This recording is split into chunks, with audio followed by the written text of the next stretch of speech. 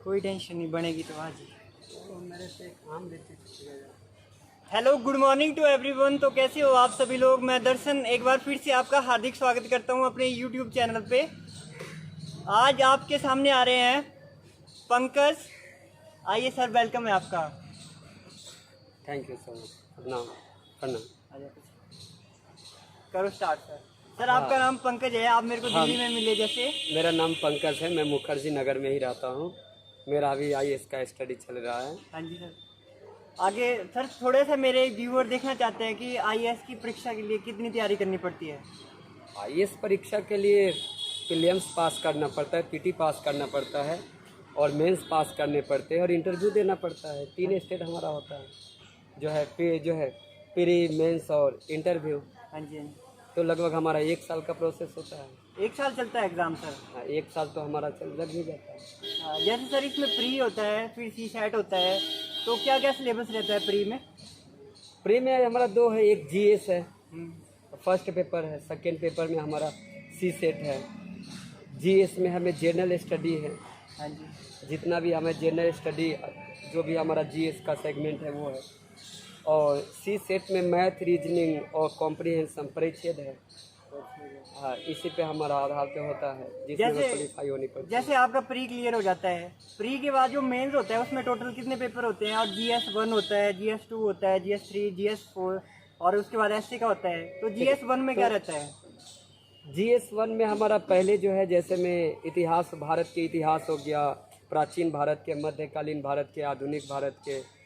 फिर उसके बाद आर्ट एंड कल्चर हमारा हो जाता है। हाँ जी। तो इतिहास और आर्ट एंड कल्चर कोई अलग नहीं है, दोनों लगभग। अगर हम इतिहास पढ़ते हैं तो आर्ट एंड कल्चर हमारा हो जाता है। फिर हमारा इसमें ज्योग्राफी है। ज्योग्राफी में हमें फिजिकल ज्योग्राफी है, वर्ल्ड ज्योग्राफी है, इंडियन ज्योग्राफी है। हाँ जी हाँ जी। फिर उसके बाद इसमें हमें जो है ज्योग्राफी के बाद फिर हमें समाज शास्त्र का विषय है। वो तो ऑप्शनल में आ जाएगा कि उसका भी पार्ट रहता है? ऑप्शनल में अलग अलग सब्जेक्ट है, आप हिस्ट्री ले, हिंदी ले, समाज शास्त्र ले। हाँ जी हाँ जी। वो तो वो है ही है। बाकी यहाँ आपको समाज शास्त्र पेपर 1 में आपको यहाँ देना है। सोसाइटी से यहाँ क्वेश्चंस बनते हैं, तो ये होते हैं। और सर देखो, जिस तरह से GS1 आपने बता दिया, GS2 में क्या पार्ट रहता है आपका? GS2 में हमारा पॉलिटिकल से संबंधित है। इसमें हमारा सामाजिक न्याय है, गवर्नेंस है, भारतीय संविधान का स्ट्रक्चर ढांचा है, भारतीय संविधान का निर्माण है।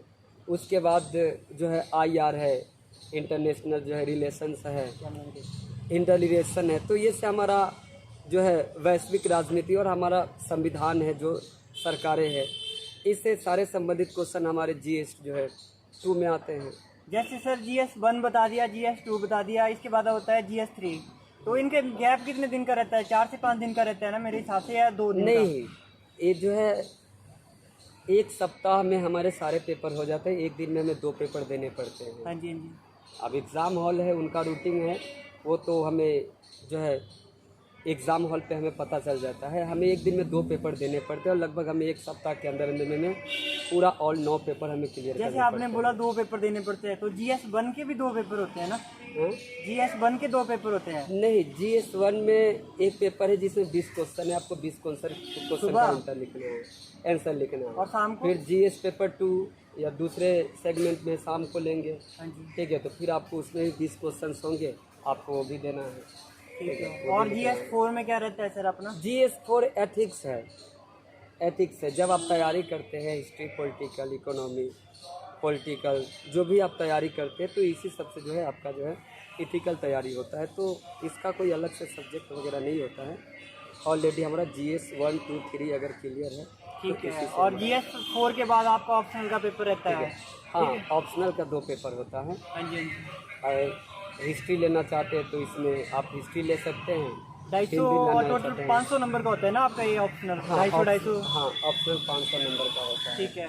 उसके बाद सर अगर मैं बात करूँ, जैसे आपका प्री हो गया, मेंस हो गया, उसके बाद रिजल्ट आता है, फिर मेंस के बाद आपका इंटरव्यू होता है ना, इंटरव्यू कॉल आती है? हाँ, इंटरव्यू मार्च में होता है, लगभग मार्च तक। हाँ, तो इंटरव्यू लगभग 250 मार्क्स का होता है या 150 मार्क्स का? ठीक है, इंटरव्यू 150 का नहीं, या 275 का इंटरव्यू होता है। 275 का होता हाँ, है? 275 का इंटरव्यू होता है। ठीक है। उसके बाद आप बताइए, जैसे बहुत सारा लंबा सफ़र है ये, बीच में बंदे होते हैं कि छोड़ देते हैं, कुछ फेल हो जाते हैं, तो उनके लिए आप क्या कहना चाहते हो, क्योंकि आप भी खुद इस फील्ड से हो, एग्ज़ाम दे रहे हो। देखिए, इसमें है तो आपको तो सबसे पहले तो आपके अपने लक्ष्य के प्रति, जैसे गांधी जी का एक शब्द है, हाँ जी। साध्य। किसी भी कार्य और किसी भी उद्देश्य के लिए आपको साध्य और साधन दोनों पवित्र होना चाहिए। हाँ हाँ। तो साध्य हमारा लक्ष्य हो जाता है, उद्देश्य हो जाता है, जिसके प्रति हमारा विश्वास होनी चाहिए और हमारा जो है पूरी जो है संकल्प होना चाहिए। और साधन, हमारा साधन हमारे कंटेंट, जो भी हमारा कंटेंट है, हम जो भी तैयारी कर रहे हैं वो हमारा कंटेंट होना चाहिए। और मोटिवेट आप होते रहे, अपने फैमिली के साथ हो या आप शहर में है तो आप जो है रूम के अंदर रहे और अपने फ्रेंडों के साथ जो है थोड़ा बहुत बातचीत करके अपना जो है क्लियर करें, बाकी निकल कट जाता है। हाँ जी। ठीक है। जैसे एक बार हम दोनों साथ में थे तो सेमिनार चला हुआ था, तो आईएएस ने क्या बात कही थी, वो आपने तैयारी में सिर्फ 3 बातें याद रखनी है, मल, और आ से उसने बताया था अध्ययन, म से मनन और ल से लेखन। तो इस जर्नी में जो रहता है, पहले अध्ययन अच्छे से, फिर उस चीज़ को सोचना होता है दोबारा बार बार करके, और जितना लिख सकते हो, जैसे आप भी मेंस के लिए आंसर राइटिंग करते हो, तो सबसे ज़्यादा रोल जो है वो आपकी राइटिंग का ही रहता है मेरे हिसाब से। स्पीड होनी चाहिए और कंटेंट होना चाहिए, कम लिखो बट कंटेंट अच्छा होना चाहिए, है ना। उसके बारे में बताओ कुछ। अब यूपीएससी के अंदर में तो मेन तो यह है कि अगर आपका सबसे है कि आपका लेखन राइटिंग सही होनी चाहिए। हाँ जी। आपको इसमें लिखने का स्किल जो है स्किल आपके पास होनी चाहिए, क्योंकि यूपीएससी एग्ज़ाम में आपको बहुत लगभग 4000 शब्द आपको 3 घंटे के अंदर अंदर में लिखनी है। 20 क्वेश्चन 4000 शब्द। हाँ, एक क्वेश्चन का 250 वर्ड। तो उसमें 20 क्वेश्चंस होते हैं। 20 में से जो है 2013 से पहले जो था कि 25 क्वेश्चंस होता था, तो 100 यानी प्रत्येक क्वेश्चंस के आपको लगभग जो है 200 शब्द लिखने पड़ते थे। 5000 शब्द हुआ करता था। 2013 के बाद में अब है कि आपको 20 क्वेश्चन है, जिसमें 10 क्वेश्चन तो आपको 150 शब्दों में लिखना है, जो 10 नंबर का है। 100 नंबर का ये हो जाता है, और 10 क्वेश्चन आपका जो है 250 शब्दों में लिखना है, जो 15 नंबर के हैं। ठीक तो है। 150 के, और ये लगभग आपको है 4500 के आसपास में जो है आपको शब्द जो है लिखने पड़ते हैं। ठीक है। तो और सर एक बात और है, जैसे पीसीएस होता है हमारा स्टेट का, और यूपीएससी, इन दोनों में कितना का डिफरेंस है?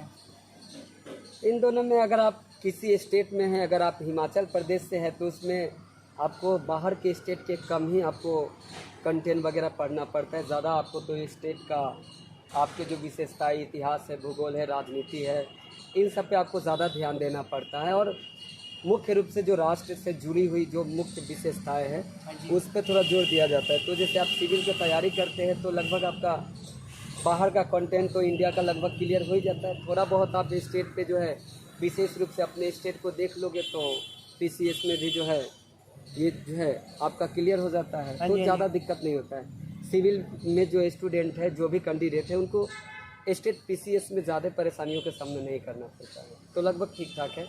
सिलेबस सेम है, बस ये है कि थोड़ा वहाँ आप केवल अपने स्टेट को भी देख लो और इंडिया का थोड़ा बहुत मेन स्पेशली वगैरह संविधान वगैरह देख लो तो काम चल जाता है। अच्छा सर, जैसे कि आपने कहा था कि मान लो प्री क्लियर नहीं हुआ, अगर बाई चांस किसी का नहीं होता है तो वो डिमोटिवेट होके बैठ जाता है। कुछ तो हमारे स्टूडेंट ऐसे भी है जो तो पुलिस कांस्टेबल में ही फेल होके कह रहे थे कि हम पढ़ाई छोड़ देंगे, ऐसा छोड़ देंगे, तो उनके लिए आप क्या कहना चाहते हो? अब देखिए, कोई भी एग्ज़ाम, चाहे वो यूपीएससी हो, बीपीएससी हो, हिमाचल पुलिस हो, जनरल कंपटीशन कोई भी हो, वन डे कंपटीशन, कोई भी एग्ज़ाम हो, अगर हम किसी भी एग्ज़ाम में अगर हम प्रवेश करते हैं तो हमारा एक उद्देश्य होता है ये कि हमें जॉब पाना है, हमें सेटलमेंट होना है, हमें जॉब में सुरक्षा चाहिए ताकि हम अब एक अच्छे जीवन को जी सकें। हाँ जी। लेकिन ज़रूरी तो नहीं है कि हर व्यक्ति नौकरी ही करेगा। और अगर आपने आईएएस की तैयारी ढंग से की है, अच्छे से की है, नहीं हुआ है, कोई दिक्कत नहीं है। बहुत सारे हैं, लाखों लोग हैं, करोड़ों लोग हैं, वो आत्महत्या तो कर नहीं रहे हैं। और केवल यूपीएससी हमारा जीवन नहीं है या हिमाचल पुलिस हमारा जीवन नहीं है। हाँ जी। हो सकता है कि आप 15,000 20,000 की नौकरी आपको न लगे और भविष्य में आप करोड़पति बन जाए, अपना काम खोल ले। तो हमें इन सब चीज़ों से, डिप्रेशन वगैरह या ये सब चीज़ें बेकार है, हमें इन सब चीज़ों से दूर होना चाहिए। और हमें ध्यान देनी चाहिए कि हमें क्या करना है और कुछ भी करना है। अगर जीवन में आगे बढ़ना ही है तो ज़रूरी नहीं है कि हम कलेक्टर के ही माध्यम से आगे बढ़ेंगे और सिविल के ही माध्यम से। बहुत सारे क्षेत्र है, आप अपना कैरियर वहाँ भी बना सकते हैं। आज के डेट में स्टार्टअप बिजनेस भी बहुत सारे चल रहा है, प्राइवेट कंपनियों में भी बहुत सारे ऑफर आ रहे हैं, तो आप वहाँ भी सेटलमेंट हो सकते हैं। ऐसा नहीं है कि सरकारी नौकरी वाले जो है वो अलग है और आप अलग हैं। आप ये देखिए कि आपके लिए अच्छा क्या है और आप अपना उस पर कार्य कीजिए, तो इसमें डीमोटिवेट होने की कोई दिक्कत नहीं है। अगर फिर भी आपको लगता है कि आपको इस क्षेत्र में करना है तो प्रयास कीजिए। ठीक है। और जैसे सर ये जर्नी है, ये स्टार्ट होती है, मैंने बहुत बार सुना है कि एनसीईआरटी का बहुत बड़ा रोल रहता है, तो आपके हिसाब से एनसीईआरटी का क्या रोल है इसमें? अब जैसे इसमें यूपीएससी जो है ग्रेजुएशन, एक तो हमें ग्रेजुएशन की डिग्री यहाँ मांगी जाए। हाँ जी, हाँ जी। तो बहुत सारे हमारे जो कैंडिडेट वगैरह या बहुत सारे स्टूडेंट होते हैं, तो वो अगर वो साइंस बैकग्राउंड से आते हैं, इंजीनियरिंग हो या कॉमर्स बैकग्राउंड से आते हैं, तो ऑलरेडी उनको जो है जो आर्ट्स की जानकारी उनके पास कम होती है। फिर जब हम 9th 10th जब हमारी आरंभ की पढ़ाई होती है तो हम एनसीईआरटी को उतना स्टडी नहीं कर पाते, तो हमारी ध्यान उस पर नहीं जाती है। हाँ जी। या आर्ट्स के सेगमेंट के होते तो लगभग वो उतना जो है उस पर ध्यान नहीं देते और किसी भी तरह हमें डिग्री तो मिल जाती है। लेकिन अगर हमें यूपीएससी में आना है तो हमें बेसिक तो होनी चाहिए था, और अगर हमारा बेसिक नहीं है तो ऑलरेडी हम आगे नहीं बढ़ पाएंगे। हमारा ढांचा मजबूत होनी चाहिए तो हम आगे नहीं बढ़ पाएंगे। और इसीलिए अगर हम एकाएक स्टैंडर्ड बुक अगर हम पढ़ते हैं तो वहाँ दिक्कतें हो जाती है कि समझ नहीं आता है। बहुत सारे शब्द होते हैं, बहुत सारे वर्ड्स ऐसा होते हैं जो हमारे समझ से बाहर होता है, क्योंकि हमें जो है उसके क्षेत्र में हम नए नए परिवेश होते हैं। एनसीईआरटी में एक साधारण लैंग्वेज है और आप किसी भी की घटना को भी अच्छे से समझ जाएंगे। तो बेसिक के लिए एनसीईआरटी सही है। अगर आपका बेसिक सही है तो एनसीईआरटी पढ़ने की जब जरूरत आपका नहीं बेस है। क्लियर हो जाता है तभी आप रेफरेंस बुक पे जाएं। जैसे हमारी लक्ष्मीकांत हो गई, बिपिन चंद्र हो गई, रमेश यादव की होगी, तो उसके लिए पहले आपको एनसीईआरटी करना जरूरी है ना? हाँ, एनसीईआरटी में साधारण शब्द है, आप वहाँ सारे घटनाओं को समझ जाएंगे। जितना भी आप एनसीईआरटी में पढ़ेंगे वो आपको आगे मिलेंगे।